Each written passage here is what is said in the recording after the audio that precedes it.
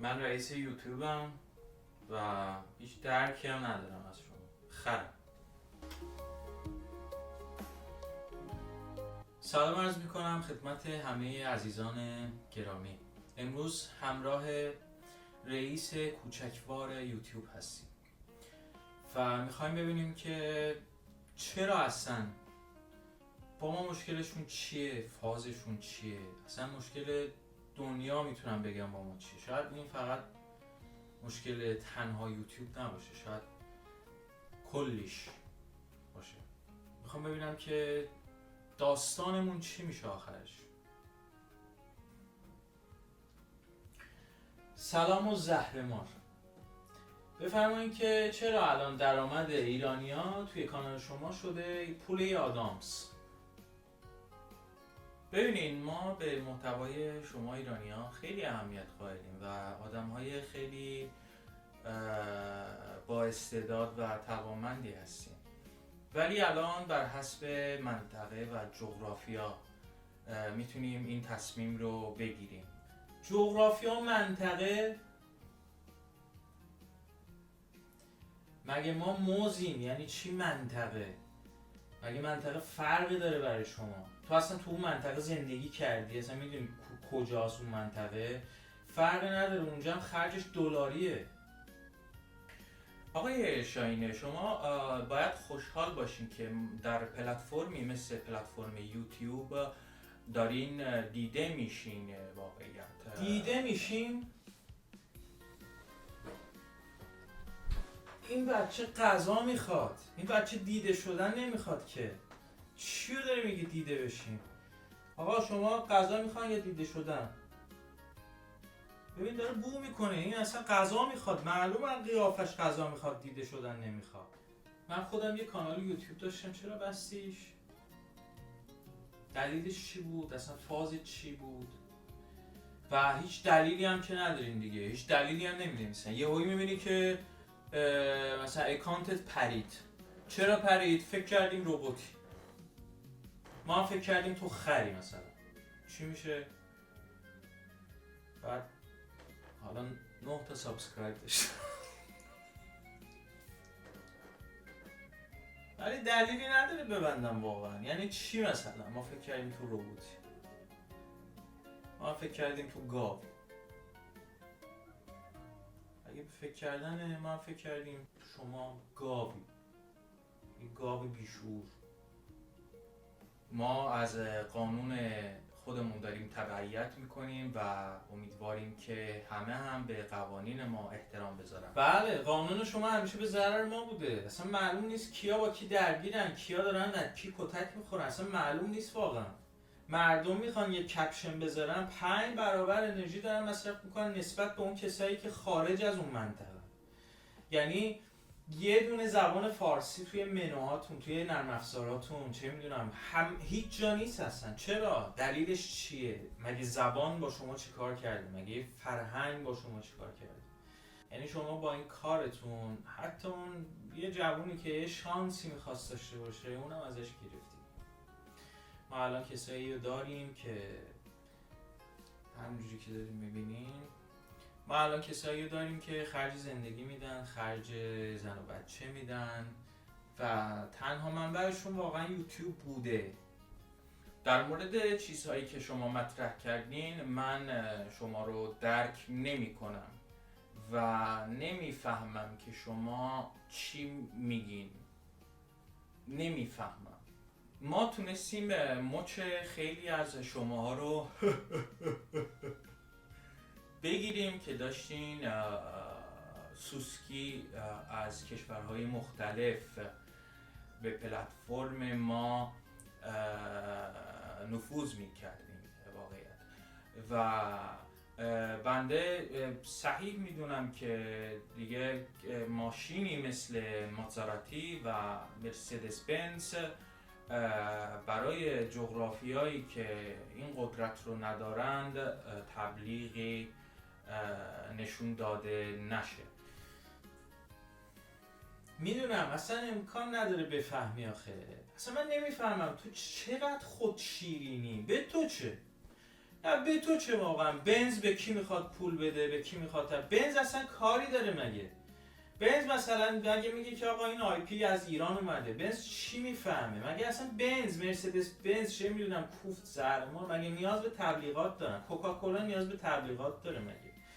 اونا همیشه در صدد اینن که اون موجودیتشون رو حفظ بکنن، اون اسما از یادشون نره، تو رقابت بمونن. ربطی نداره که اون مثلا مرسدس بنز میاد یه تبلیغ میذاره، فردا همه میرن آقا بریم اون مرسدس رو بخریم. چه خبرتونه بابا؟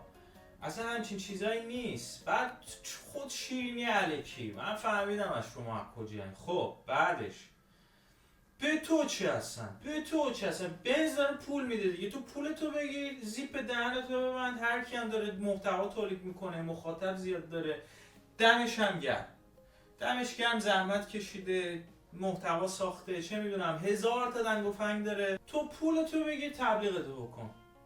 من رازه، سن رازه، پخ یده گاز. یعنی مرسدس بنز اصلا شخمش هم نیست اصلا. به یه ورشه که ببینه کجا داره میره. اینو کی دید؟ آها یه هلندی دید. آره هلندی فردا رفت بنز گرفت. کجایین؟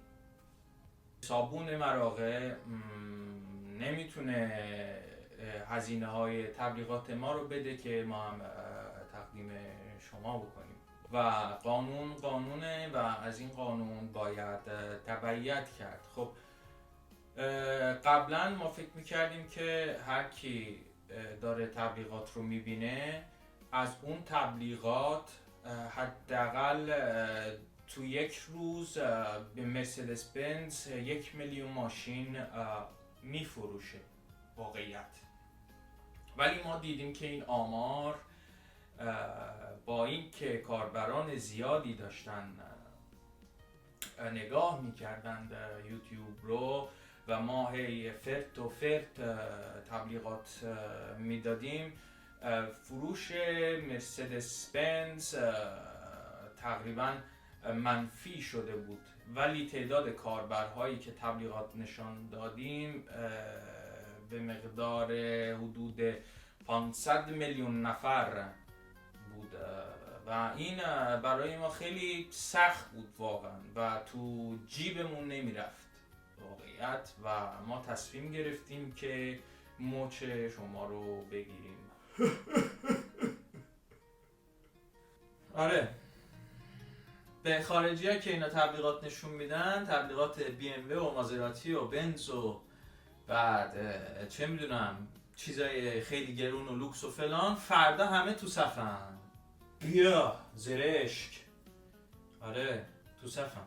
الان پلتفرمی به نام کیک اومده که کاربرا میتونن برن کیک و اونجا فعالیت کنن و اگه دنبال پول هستن، کیک الان پول داره و داره پول میده.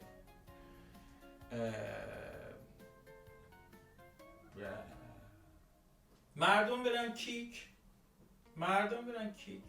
ما آدم داریم که عمرشونو گذاشتن، 6 سال زندگیشونو گذاشتن پای مثلا ویدیوهاشون، جذب مخاطب، چه میدونم 1000 تا چیز دیگه، مثل ساختن یه لونه است دیگه.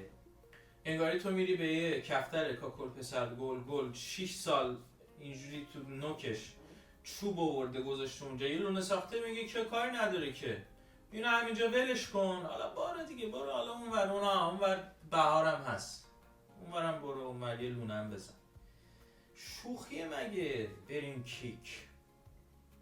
یعنی چی؟ اصلا یه چیزی هم که هست، اصلا کیک با یوتیوب خیلی فرق داره. یوتیوب یه حالا ویدیوهای آفلاینی داره، کیک مثلا کسایی که استریم میکنن و ما تصمیم گرفتیم که دیگه به شما پول ندیم و به ازای هر 1000 میلیون بازدید 4 سنت شاید درآمد شما ایرانی ها باشه و مثل میشه گفت بقیه دنیا با ماشین آسفالت از روی دهن شما رد میشیم و من امیدوارم که دهن شما از این هم بیشتر آسفالت بشه، چون تقریبا میشه گفتش که محاصره شدین و کار دیگه تموم هست برای شما.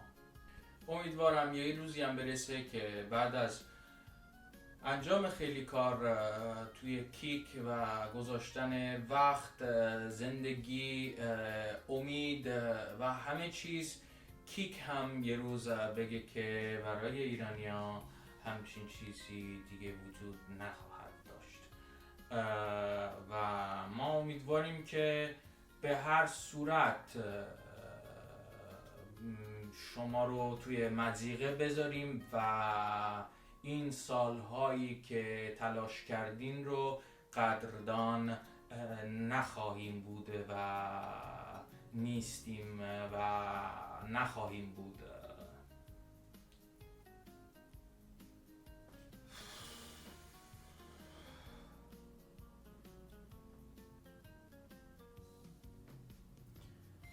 مردی که احمق، تو حرف زدن بلد نیستی، حرف نزدن هم بلد نیستی. کیک تیر کن بیرون، کیک تیر کن بیرون، کیکم تو کیکت، دم پا سرت ببند. احمق، 100 دفعه گفتم.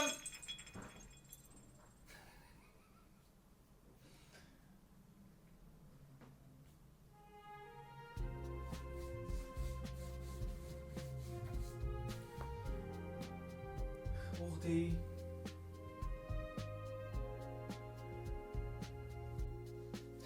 حالا زیاد ناراحت نباشین، درست میشه. ما از این روزای سخت‌تر هم داشتیم و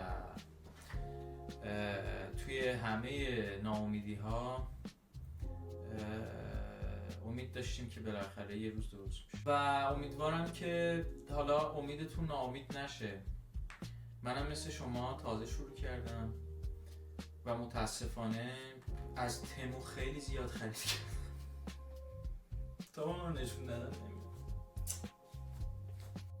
قبل اینکه گوساله این خبر رو بده بیرون و مجبورم همه رو نشون بدم و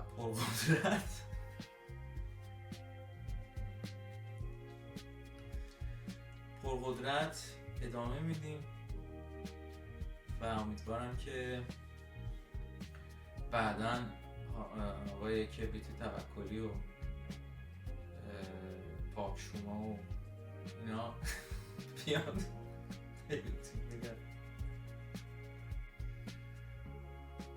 بیان به یوتیوب بگن که هیچ مشکلی نداره، ما از مرسدس بنز هم کم نداریم دیگه. یوتیوب مثلا همون داستان ببک کپک ببک حالا ماه شدن، اصلا تبلیغات باید اینجوری باشه دیگه. کدوم آخه بنز یعنی چی میاد تبلیغ میذاره؟ من نمیفهمم اصلا بنز چرا باید تبلیغات بذاره؟ بعد تبلیغاتی که میذاره چند درصد مردم کل مردم اروپا، مردم آمریکا، چقدر مگه اونا میتونن بنز بخرن؟ چند نفر میتونه بنز بخره با دیدن این تبلیغ؟ و آقا کسی که بنز میخره، خب خدا وکیلی دیگه، کسی که بنز میخره به یوتیوب پول میده، پریمیوم میگیره ماهی 18 یورو پولشو میده و اصلا تبلیغات نمیبینه. کسی که بنز سوار میشه اصلا اینجور چیزا حالیش نیست. یعنی اونی که مثلا سوار براوو، موتور براوو میشه، با کسی که سوار بنز میشه باید یه فرق داشته باشه دیگه. من چرا باید تا ته تبلیغو ببینم که یه دفعه مثلا یوتیوب نگه که آقا یه اکانت اینو ببند، این اصلا تبلیغات ما رو نمیبینه؟ یعنی من ترسم دارم میبینم. خب اونی که بنز سوار میشه پولشو میده، اصلا تبلیغ نداره اون. بعد اونی هم که پول نداره بنز نداره. خب و نمیفهمم اصلا.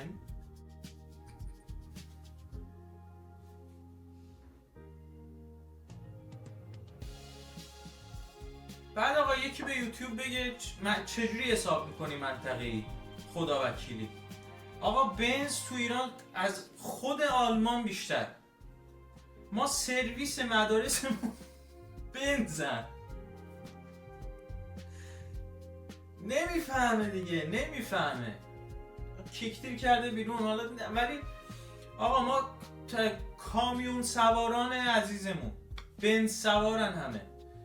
من یادم میاد بچه بودم همسایه پایینمون بنز داشت، بنزای قدیمی داشت. تبلیغاتتون جواب داده بود که اون موقع ما خریده بودیم، اقتصادمون خوب بود، خریده بودیم، پس اگه ما اون موقع جبران کردیم شما الان باید جبران کنیم. ما خریدامون رو کردیم، خب ما بنزامون رو خریدیم. و اینم بگم که اینجوری میشه واقعا بساط فحش و فحشا. آره نه، بساط فحش و فحشا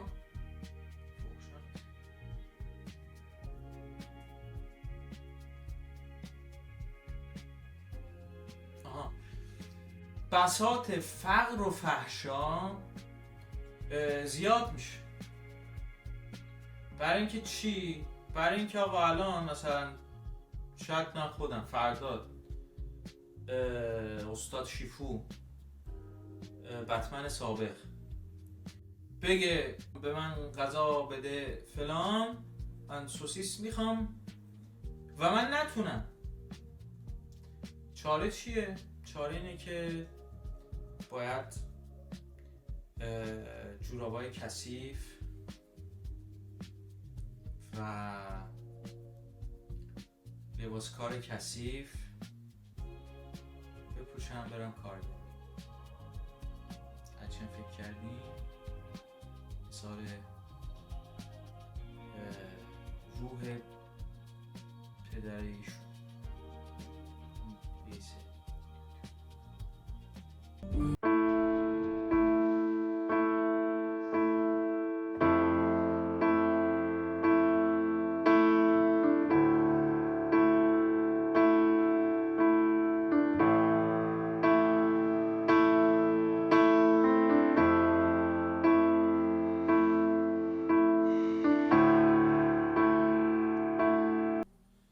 تسلیم نشین، دنبال علاقتون باشین، سخت کار کنین و بریم جلو.